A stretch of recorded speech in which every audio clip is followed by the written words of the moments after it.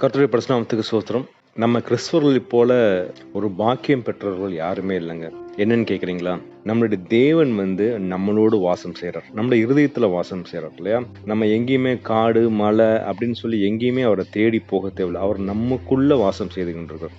நம்மளுடைய வேலை என்னன்னா, அவர் நமக்குள்ள இருந்து நம்மள வழி நடத்துவாரு. அந்த வழியை கேட்டு செய்யும்போது, நம்ம தேவனுடைய பிரசன்னத்த நம்ம ஃபீல் பண்ண முடியும். நெறைய பேர் அந்த பிரசன்னத்த ஃபீல் பண்றதுக்காக அங்க, இங்கேன்னு ஓடிட்டு இருக்காங்க. ஆனா, நம்ம பிரசன்னத்த எப்ப ஃபீல் பண்ண முடியும்னா, நம்முடைய ஆவியானவர நம்ம வாழ்க்கையில செயல்பட விடும்போது, அவர் சொல்றத கேட்டு நம்ம அப்படியே நடக்கும்போது, அவருடைய பிரசன்னம் எப்பொழுதும் நம்ம கூட இருக்குங்க.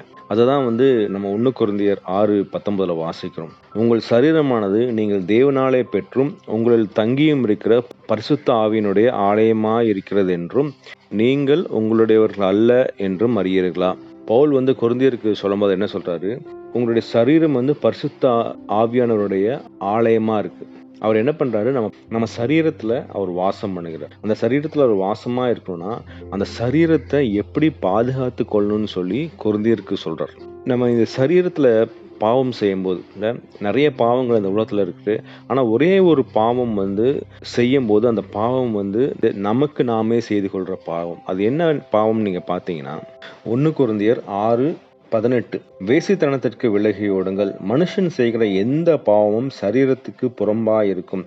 வேசித்தனம் செய்கிறவனோ தன் சுய சரீரத்திற்கு விரோதமாகவே பாவம் செய்கிறான்.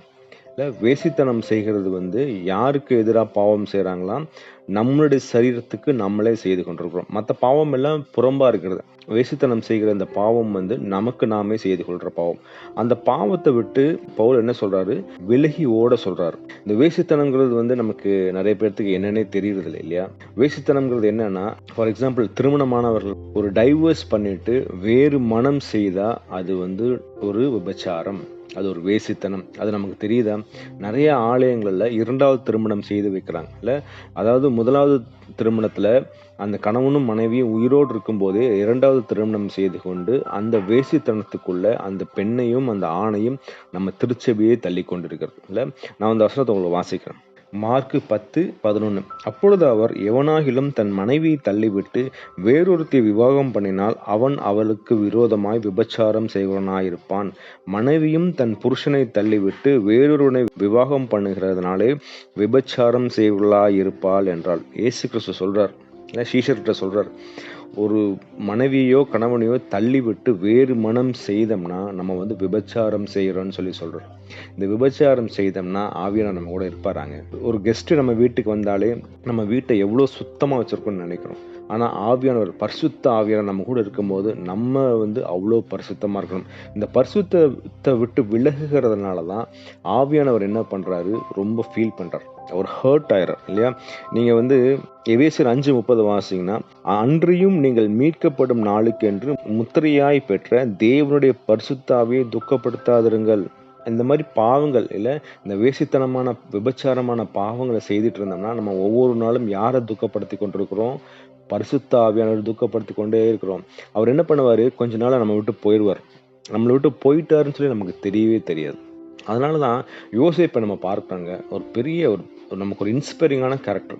அங்க அந்த போத்திபார் மனைவி அவர்கிட்ட அந்த பாவத்தை நடக்கிறதுக்கு ட்ரை பண்ணும்போது அவர் என்ன பண்றாரு? ஓடி போறார்.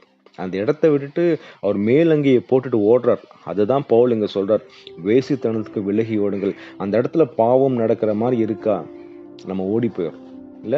நிறைய இப்ப பார்க்கிறோம் இல்லையா? திருமணத்துக்கு முன்னாடியே தேவையில்லாத உறவுகள் வைத்துக் கொள்றாங்க. திருமணத்துக்கு அப்புறம் மல்டிபிள் பார்ட்னர்ஸ் வச்சுக்கிறாங்க. கணவனுக்கு தெரியாம, மனைவிக்கு தெரியாம நிறைய விபச்சாரங்கள் செய்து கொண்டிருக்கிறாங்க. இதெல்லாம் செய்யும் போது என்ன ஆகுதுன்னா, ஆவியானவர் துக்கப்படுறாருங்க. ஆவியானவர் நம்மளை விட்டு போயிடுவார். அப்ப தேவனுடைய ஒரு பிரசன்ஸை நம்ம ஃபீல் பண்ணவே முடியாது. அதனாலதான் இயேசு கிறிஸ்து சொல்லும் போது நீங்க மலை பிரசங்கத்துல பாத்தீங்கன்னா, மத்தேயு 5:28 நான் உங்களுக்கு சொல்லுகிறேன், ஒரு ஸ்திரீயை இச்சையோடு பார்க்கிற எவனும் தன் இருதயத்திலே அவளோடு விபச்சாரம் செய்தாயிற்று.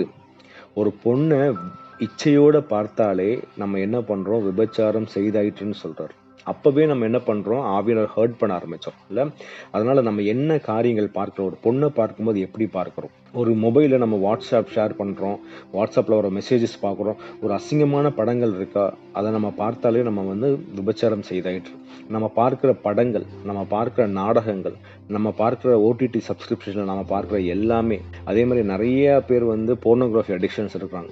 இது எல்லாமே நம்ம விபச்சாரம் செய்து கொண்டிருக்கோம். நம்ம ஃபிசிக்கலாக விபச்சாரம் செய்யலை, நம்ம மனதளவில் விபச்சாரம் செய்து கொண்டிருக்கோம். இதெல்லாம் நம்ம செய்யும்போது ஆட்டோமேட்டிக்காக என்ன ஆகுதுன்னா, ஆவியானவர் நம்மளை விட்டு போயிடுவார்.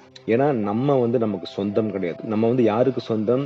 இயேசு கிறிஸ்துவுக்கு சொந்தம். ஏன்னா அவருடைய ரத்தத்தால நம்மளை மீட்டு கொண்டுள்ளார். அதனால இன்னைக்கு வந்து யோசேப்பை போல நம்ம அந்த அந்த இடத்துல பாவம் நடக்க போகுதுன்னு தெரிஞ்ச உடனே ஆவியானவர் நமக்கு உணர்த்துவாருங்க. அதுக்கு தான் ஆவியானவர் கொடுக்கப்பட்டிருக்கார். அந்த இடத்துல சொல்லுவார், இந்த இடத்துல நீ விழப்போகிற, நீ கிளம்பி ஓடிடுன்னு சொன்னா எடுத்து ஓடிடும். நம்ம இல்ல நான் இங்க இருப்பேன், நான் பாவத்துல விழமாட்டேன்னு சொல்லி அவர் கூட நம்ம வந்து பேசிட்டு இருந்தோம்னா நம்ம கண்டிப்பா பாவத்துல விழுந்துரும். அதனால இன்னைக்கு நம்ம கடவுள்கிட்ட கேட்போம், கடவுளே ஆவியானவர் சொல்றது நான் கேட்க எங்களுக்கு கிருபை தாங்க. நீங்க எங்களுக்கு முத்திரையாக கொடுக்கப்பட்ட ஆவியானவர் நாங்க ஹர்ட் பண்ணக்கூடாது. அவர் என்ன சொன்னாலும் அதை அப்படியே கேட்டு நாங்க நடக்க எங்களுக்கு கிருபை தாங்கன்னு சொல்லும்போது கடவுள் நமக்கு அந்த ஸ்ட்ரென்த் கொடுப்பாருங்க. அந்த ஸ்ட்ரென்த் கொடுத்தாருன்னா நம்ம வந்து ரொம்ப சென்சிட்டிவா மாறிடும். அவர் சொன்ன சின்ன சின்ன காரியத்தையும் நம்ம என்ன செய்ய ஆரம்பிச்சிருவோம், நம்ம செய்ய ஆரம்பிச்சிடும். அப்போ ஆட்டோமேட்டிக்கா எவ்வளவு பெரிய காரியமா இருந்தாலும் நம்ம செய்ய ஆரம்பிச்சிடும். அதனால இன்னைக்கு நம்ம கடவுள்கிட்ட கேட்போம், கடவுளை தயவு செய்து ஆவியானவர் எங்களை விட்டு எடுத்துடாதீங்க, முத்திரையாக கொடுக்கப்பட்ட ஆவியார் எங்களை விட்டு நீக்கி விட்டுறாதீங்க. நான் எங்கள் இருதயம் இவ்வளோ நாள் கடினமாயிடுச்சு, அதை நீங்கள் தசையாக மாற்றி ஒரு சென்சிட்டிவான இருதயம் கொடுங்க, நாங்கள் ஆவியானவர் சொல்கிறத கேட்க கிருபை தாங்கன்னு கடவுள்கிட்ட கேட்போம். அவர் கேட்கும்போது கண்டிப்பாக நமக்கு அதை கொடுக்க வல்லவராக இருக்கார். கர்த்தர் நம்மை சுற்றி ஆசீர்வதிப்பாராக. ஆமென்.